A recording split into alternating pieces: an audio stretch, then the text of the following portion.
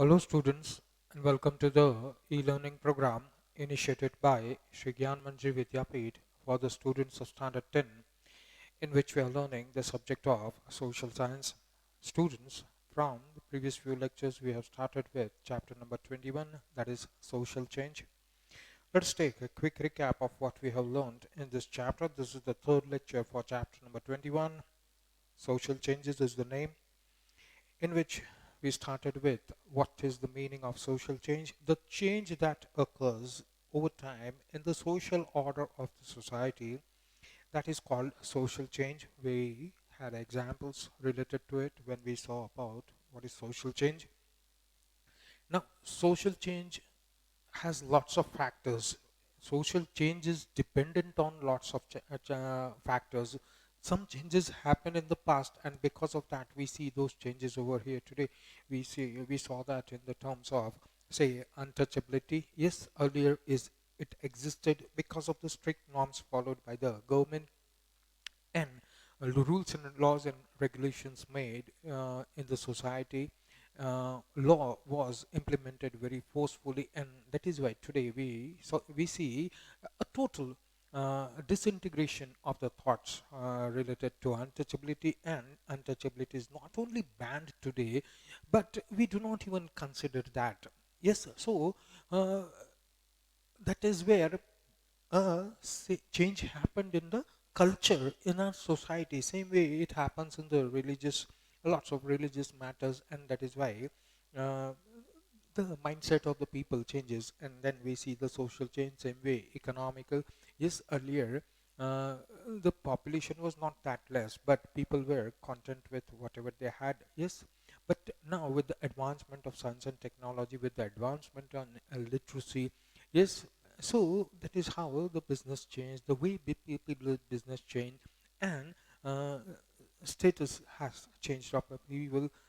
Social living condition of the people change, status of the living conditions change, and that is why we see lots of changes happening in the society. So there are lots of factors like cultural, religious, economic, scientific, or technological factors that make happen the social change. Then we learned about the uh, awareness about the law and rights of the citizen. Each and every citizen should be aware of his rights, and he should know the law so that he can follow it and be a good citizen of the country, and work towards the development and progress of the country. Now, the fundamental rights of a citizen that are mentioned in the Constitution of India, there are six of them: right to equality, right to freedom, right against exploitation, right to religious freedom, cultural and educational right, and the last one is very very important: constitutional remedies, right to constitutional remedies. If any of your rights are violated, then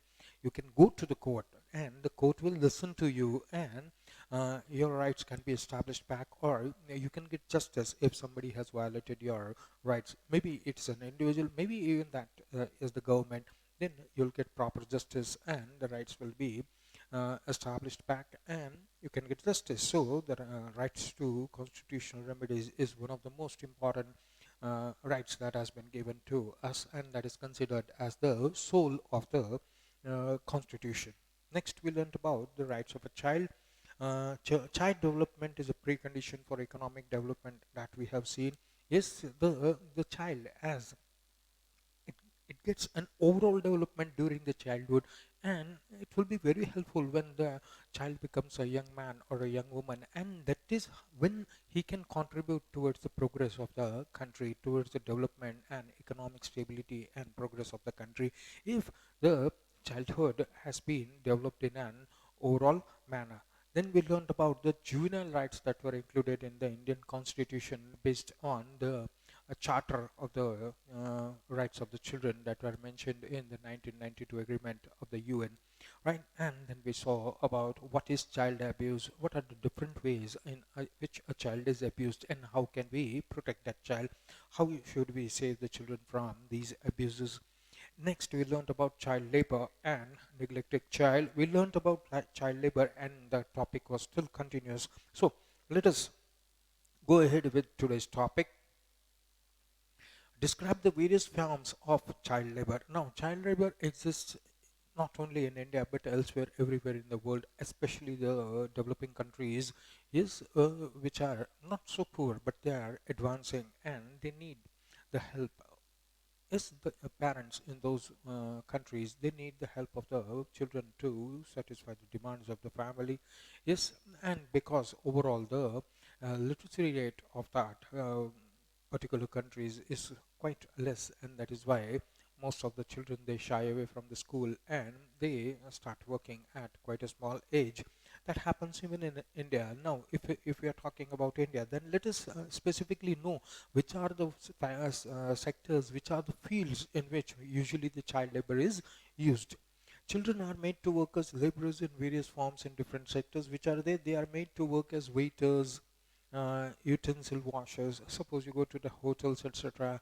Yes, we just dine in the outside area. Yes, we never go to the kitchen or the back of the restaurant where cleaning work is done, the utensils are cleaned, etc. Yes, outside adult waiters will be there. Yes, grown-up men and women will be there serving the food to the customers. But then behind the restaurant, usually in the kitchen area for cutting vegetables or for cleaning the utensils, children are engaged. Then in the tea stalls, restaurants, dhabas, hotels also, they are also made to work in household as domestic helpers. Nobody cares or looks about around for them. Yes, children below the age of 16, 17 years, they are working as household domestic servants. Is either the parents are sending because they may need a helping hand to feed the mouths of the family, right? And that is why uh, even young children, small girls, 8, 9, 10 years, 12 years, 13 years, they are used as domestic help just to help out the wife. It's not a very big deal. It's not a backbreaking hard work that is being done over there. But then instead of going to the school and getting education, what happens is the school is already cut off and they have to work laboriously. They don't get much money because they're quite small and they aren't paid as much as the adults. So they get less salary, and on top of that, they have to continue working for the whole of day. Either they go with the mother to different households for cleaning utensils or washing clothes or keeping the room clean, house clean. That's why. So in this way, the young children are used as domestic help. Children are also employed in various factories, construction sites, in hazardous industries such as cracker business or kiln, even in chemical business, chemical factories, etc. Children are made to work. First reason is these factories, they are situated out of town in some remote areas or on the outskirts of the town where there is not much checking going on. So children are made to work as laborers over there, usually in hazardous industries where the adults are afraid to go and which can injure or harm their body in one way or another.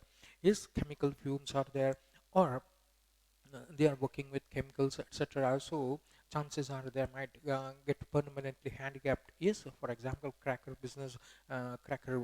manufacturing business. Adults are afraid to go because anytime an explosion can happen and it may take their lives. So children are usually engaged over there. Match manufacturing factories also use quite a lot of children, right? They are also work as field laborers in the agriculture sector. Now, who is looking in the rural areas, in the fields, far away places? Children are made to work over there.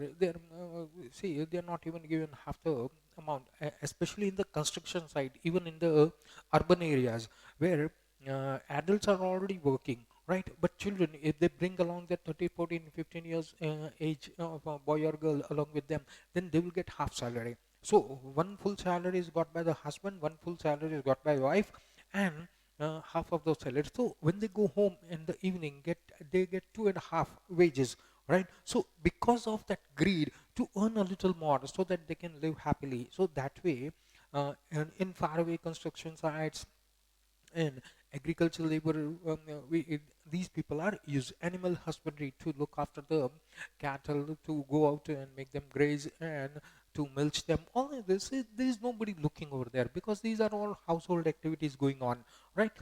And fishery, etc. Small children are taken away in the boats, etc., to fish, to help them with the net, etc. We can find children working in garage, cart pulling, distributing newspaper, picking up plastic or debris, begging, cleaning roads, etc. At all these places, we can see the child is put to work. State the important reasons for child labor. Now, child labor is there, that we know. Now, why?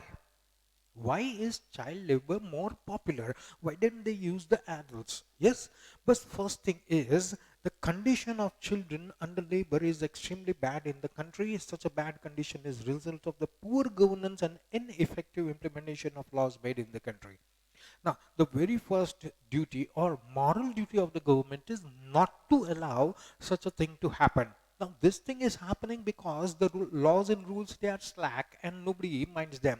It is not implemented with force. So what happens is everybody gets a loophole over there, and they very openly use child labor because they are not worried about it. Yes, even if they get caught, this was a small punishment or a fine, and they get away with it, and again go out and do that same business. Right? It's lucrative business. Why is it lucrative business? There are many reasons for that. There is one of the. This is the main. This one becomes the main reason because the laws are not implemented very forcefully.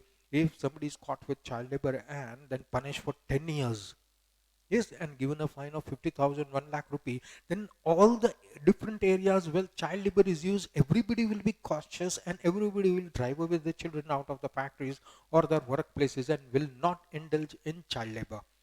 Because now they are afraid that we'll have to spend 10 years in the jail and we have to pay such a lot of fine, right? So in this way, if the laws are implemented very forcefully, then and then only we can have some very grateful results for this. But because it is not there, then this becomes the main reason, that result of poor governance and ineffective implementation of laws made in the country. Now, poverty, illiteracy. Now, what about the children? Yes, we discussed this earlier also. It is not the fault of the children if they are going to work. They are sent by the parents. Now, why are they sent by the parents? Because they are very poor. And so, poverty acts as one of the biggest reasons for child labor. Because they are so poor, each and every child in the family becomes a helping hand, right? So okay, half salary, even quarter salary, the child goes to the tea stall wala and gets 30, 40, 50 rupees per day, right? Then also he brings, at the end of the day, he brings 50 rupees, that is bread and butter for the family, right? So poverty is one of the main reasons. Next thing is illiteracy among the parents. The parents are already illiterate, they are not literate, so they do not understand the meaning of literacy and understand the meaning of education, that if proper education is given, then we can make the future of the child more prospective. That they do not understand. Right now you will need 50 rupees per day, that is why you send your child to the tea stall or a hotel or dhaba, that he will get food over there, plus bring 50, 60 rupees at home. That is the main concern, right? So the future of the child remains dark because children, parents, they are already illiterate. Now, big family. Now, everywhere in the world, it's not only in India, everywhere in the world, the very rich people, they will have few children, very less children. But opposite, you go for poor family, they will have a long line of children. And it is common everywhere in the big, because of the one reason that we just discussed. Each and every child becomes a helping hand in the family because the family is already big.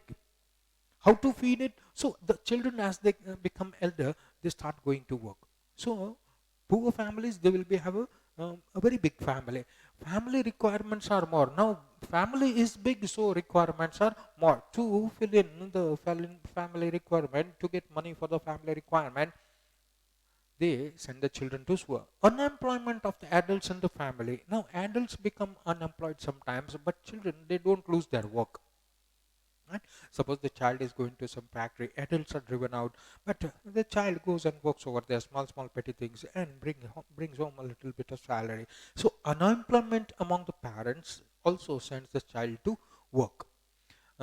Desire to increase family income are among the chief reasons for a child to enter into uh, child labor. Sometimes children are sent to bigger cities to work, or they are kidnapped, or they become victim of child trafficking. Now, child trafficking is not only a serious problem in our country, it happens everywhere in the world. But in other countries, many of the countries, the laws and rules for child trafficking is very, very strict, and that is why people fear of it and they stay away from it. Child trafficking is to find target to find the children, small children, poor children, or the children who have lost their families, or good, strong-looking children. They are abducted, that is, kidnapped, yes, and then sold in the bigger cities. And these are the children who they do not even know the address of their family way back home. So they don't know anything about it, and they are just abducted and they are sold in the cities, big cities, and the groups and gangs working and operating to keep that secret a secret, and they make the children work. Yes, so these things happen. This is called child trafficking. Child trafficking means basically buying and selling of children. Yes, so they are kidnapped or they are made to work forcefully and they become victim of child trafficking. Hunger and shelter forces such children to enter into child labor. Sometimes, suppose the child gets lost now because of hunger, and to find a shelter, he is ready to work anywhere because what he needs is a small, safe place in the night to stay, and whole of the day to work, and so that he can feed his stomach, feed himself, right? So that for that reason, sometimes for hunger and shelter, that also forces the children to work. Sometimes children who have fled their house and have taken shelter in the house of their relatives or acquaintance or known people, and they also try to make them enter into labor as compensation of staying over there. Sometimes they get fed up of the situation at home, and the only option that they see is to run away from the family, to run away from their house, and go and live with either a friend or some relative or some known acquaintance. So what happens is that person is allowing the child to stay, and of course, when a child stays, expense is done. So you go out and work and bring money for us, and that is how you will be allowed to say. So मजबूरी के कारण बच्चा काम करता है. Why is child labor more in demand? One of the first reason is child labor is the cheapest factor of production. Please keep that in mind. We have discussed this right now also, that an adult gets wages, and at the same time, if a child is working, he will get half wages. Suppose the a labor is getting 200 rupees per day, then the child can be given just 80 rupees, 100 rupees, and he has to study. Because he cannot question. He cannot question. He cannot work like an adult. But then he's working whole of the day. It's a back-breaking work, right? He's working, but he's not paid enough, right? So the child labor becomes the cheapest um, factor for production. Compared to an adult, more work can be taken from the children, and that too by giving lesser wages. So it is profitable for the employer to employ children in the work. So because he doesn't have to pay them full wages, he has to pay them very, very less and make them do the work at the same time more longer hours. Unlike adults, the children are ignorant and not united, right? And that is the biggest problem.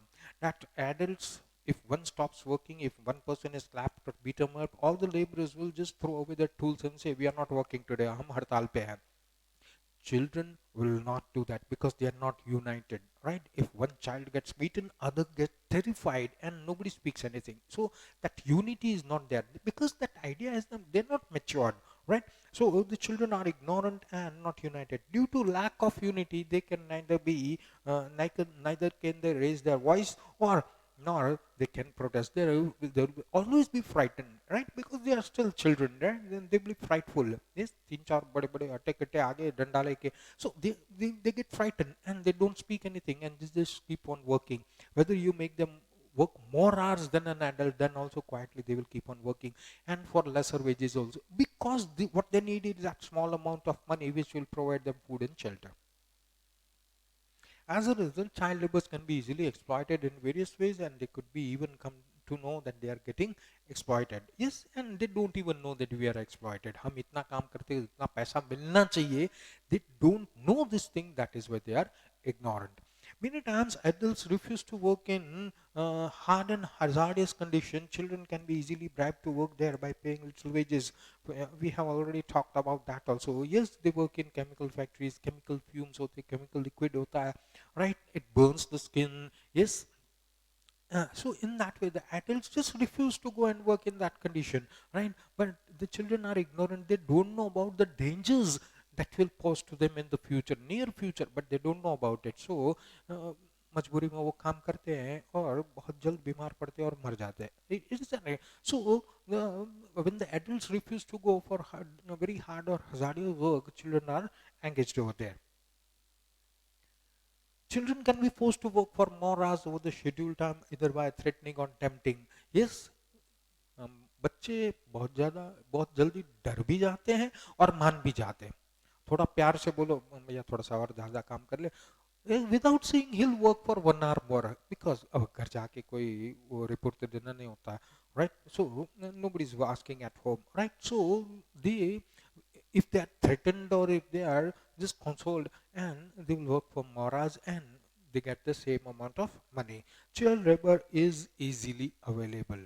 Child labor is easily available. There are lots of children who get lost, lots of children who are orphans. They just keep on roaming on the roadside. So child labor is easily available, and anybody, any of the child can be tempted. Okay, I will give you 100 rupees to work for a day. So child will be very happy to get 100 rupees and starts thinking what I'll do with that 100 rupees, right? So in that way, child labor is easily found. Families, poor families, they push their children into work when actually it is their age of taking education. This is very wrong. This we have already seen earlier also, that parents, yes, they want to give good education to their children, but because they are very poor, and if they send their child to school, then they will get less money. So instead of sending the child to school, they send them into work so that they can get more money, and that means feeding the family properly. They see the children should work and support the family. This is the main reason, and this thought adds small child labor in the market.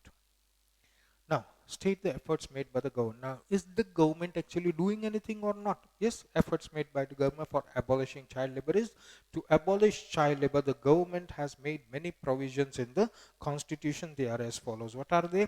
Now, no child below 14 years of age will be employed in a factory or occupation of job. Why is that so? Yes, children are still developing mentally and physically.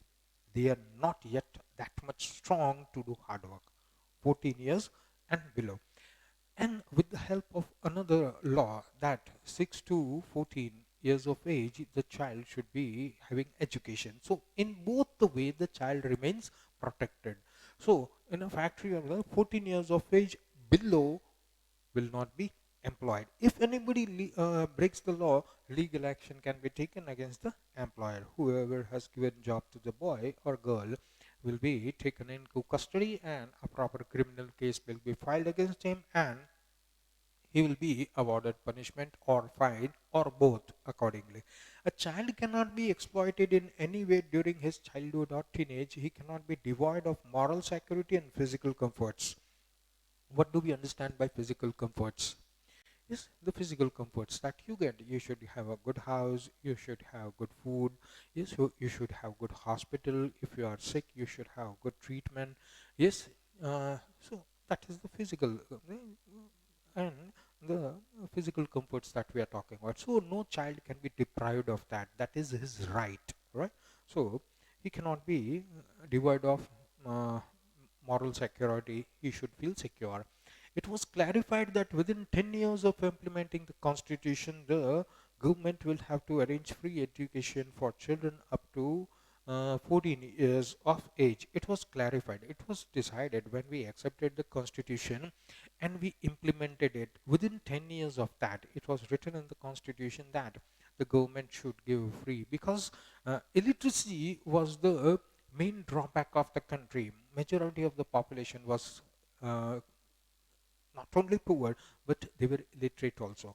Now, how to secure the future of the country? The main purpose, the main motive of securing the future of the country is by providing education to children, so that within 10, 12, 15 years of age they will become adults and they will be educated. They can help in more speedier development of the country. So it was decided that whether it's not a question whether the parents can give education or not. If the parents are not able to give, then free education should be given to children. It was decided, but then it did not happen that way because the lots of financial disabilities were there at that time. In this regard, the central and the state governments have implemented a law in 2009. Yes, after quite a long gap, in 2009, a law was made, which was that law. This is very, very important, so that children belonging to the age group of 6 to 14 years should get free compulsory education. And this law, you can write down over there, this law is nothing but right to education, RTE. Yes, and in bracket you can write 2009. You can write this thing. Yes, when was RTE implemented? It was implemented in 2009. This is the act with which child from 6 to 14 years of age should get education, right? And he should be in school, right? If he is out of the school working somewhere, that means that person is not allowing him to get education, right? So in that way, the child gets protected in both the ways. His child labor also and RTE also. That means the state governments, the central government has to spend lots of money for constructing more schools, making more schools so that poor children can get free education over there.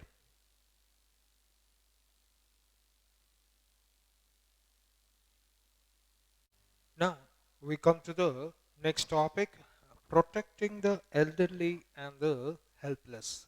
Now, the elderly people, the people who become very, very old, they are called the elderly people, aged people. They have become so old that you can compare them with the children. Yes, there's hardly much difference between very young children and very, very old people. Yes, that is why these topics are included in social change. Yes, earlier we learned that it was quite a huge joint family system was there, right? So everybody took care of their beloved elder people, old people. Then grandfather's father is also there. Then grandfather is there, right? Father, his elder brothers also have become very old, right? So everybody took care of the elderly people. They loved them, respected them, and the things were reciprocated in the same way by the elders also. But now there is a social change, that is nuclear family. Instead of joint family, it becomes a nuclear family. So the very first point, the present situation of the elderly and the helpless people in India. Helpless can be both, because see, now that body isn't functioning as before. Now they are not young. Yes, they are not full of vigor and strength and energy. Now they have become very old. Their body has become fragile. Body has become very old, and plus lots of age-related diseases also start cropping up, right? And that is why sometimes they become very helpless. Sometimes they are even bedridden for a number of years, right? So we are talking about that situation. What is the first point? The first point is, in many families, when people become old, they are considered as a burden. I don't know how that thing happens, but then the old people are considered as a burden. Yes, because you have to look after them, because you have to take care of them, because you have to spend a lot of money for their hospitalization, medication, and treatment, and food related issues, right? So, in the hazy life of ours, in that busy life of ours, we do not get that much time to look after the elderly people. And that is why I think that in many families, the old people are considered as a burden. And In many families, when people become old, their children and citizens in general consider them as burden. Their own children. Yes, the father, the grandfather becomes a burden to him. The mother, grandmother becomes a burden to him, right? So they neglect them, do not take good care of them, and at times even leave them at the old age houses. They pay money to the old age house, but they are not ready to take care of them because now they have not only become a liability, but they also have become quite a lot of burdensome on their daily routine. Such elderly people become helpless. Now, these elderly people, these old people, whether it is the father, whether it is the grandfather, mother, grandmother, whatsoever, right? It can be a very old aunt who was living since all these years in your home. Yes. So, in that way, these people become very, very helpless because for all their life they saw, they treated you, they looked after you, and now it becomes your turn to look after them, and people just neglect them and throw them away in the old age houses, which should not be. And these people, these elderly people, they become very, very helpless because their own child has turned them out of their house, and now somebody else is looking after them because money is paid to them. Sometimes money is also not paid, right? And they have to live on charity, right? That is a very, very grave situation for these elderly people.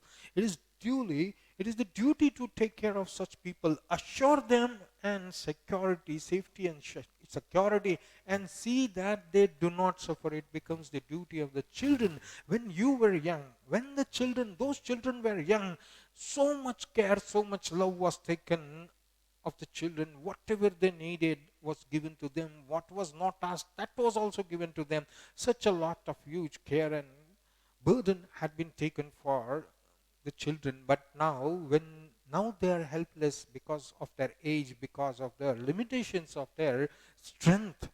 Now they are thrown out of the house and there is nobody to look after them. So it's quite a very, very bad situation. Today, the life expectancy of a person has increased 4.3 times. Sorry, 4.3 years.